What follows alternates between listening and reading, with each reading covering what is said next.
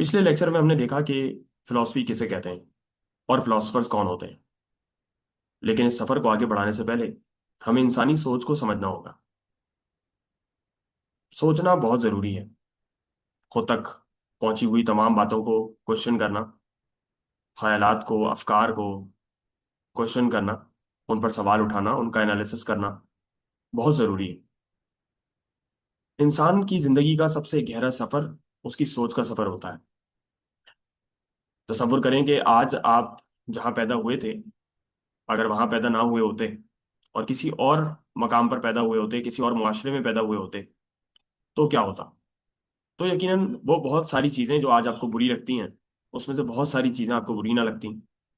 और ऐन मुमकिन है आज बहुत सारी चीजें जिन्हें आप अच्छा समझते हैं, फिर उनमें से बहुत सारी चीजों को आप अच्छा ना समझते। इसका मतलब ये हुआ कि जिसको आज आप अपनी सोच कह रहे हैं और ये समझ रहे हैं कि मेरा उसके ऊपर मुकम्मल कंट्रोल है, वो सोच आपके अंदर से नहीं आई। ये सोच मुआशरे ने, सोसाइटी ने, स्कूल ने, कॉलेज ने, यूनिवर्सिटी ने, आपके माँ बाप ने पैदा की है। तो खाली सोच की बिना पर किसी से नफरत करना, किसी को गलत कहना, फिर तो ये ज्यादती है।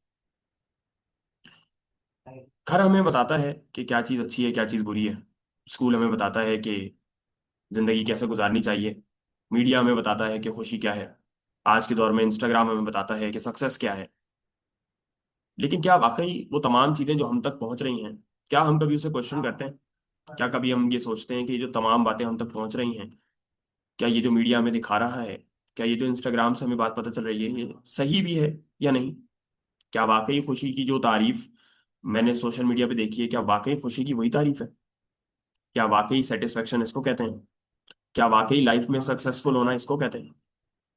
तो इन तमाम चीज़ों को सोचना होगा, इन तमाम चीज़ों पे क्वेश्चन करना होगा, और यहीं से ही फिलॉसफी पैदा होती है। जब इंसान खुद तक पहुंचने वाले तमाम ख्यालात और अफकार को क्वेश्चन करना शुरू होता है और खुद अपनी सोच के सामने खड़ा हो जाता है, तो यहीं से फिलॉसफी की इब्तिदा होती है। और डेकार्ड्स कहता है, एक बहुत जबरदस्त जुमला कहता है कि I think therefore I am. मैं क्योंकि सोचता हूं इसलिए मैं मौजूद हूं। क्योंकि इसके अलावा आगे ये टॉपिक कभी आएगा तो डिस्कस करूंगा, अगर इंसान की सोच को दरमियान से निकाल दिया जाए तो ये प्रूव करना ही मुश्किल है कि इंसान मौजूद भी है या मौजूद नहीं है। क्योंकि जब मैंने आपसे कहा कि आपकी सोच बाकी तमाम एक्सटर्नल वर्ल्ड से फॉर्मुलेट होती है, तो फिर इसमें आप कौन हैं और आपकी अपनी इंडिविजुअलिटी क्या है, ये एक बहुत बड़ा सवाल है। यहीं से डेकार्ट एक बहुत बड़ी डिबेट को ओपन करता है, जो कि माइंड और बॉडी की और आइडेंटिटी की एक डिबेट है। इंसान पैदा तो बहुत सारी सेंसेस के साथ होता है, लेकिन जब वो मर जाता है तो सिर्फ 5 सेंसेस खत्म होती हैं। इसका मतलब ये है कि हम अपने वजूद में उन 5 सेंसेस के अलावा या इस फिजिकल बॉडी के अलावा भी बहुत ज्यादा एक बड़ी एग्जिस्टेंस रखते हैं। और उस पूरी एग्जिस्टेंस का ताल्लुक थॉट्स, आइडियाज, आपकी ख्वाहिशात, इन सब चीजों के साथ है। और ये सब चीजें आपकी सोच का हिस्सा हैं। उम्मीद है आपको ये वीडियो समझ आई होगी और इस सोच के सफर को इंशाल्लाह अगले लेक्चर में कंटिन्यू रखेंगे।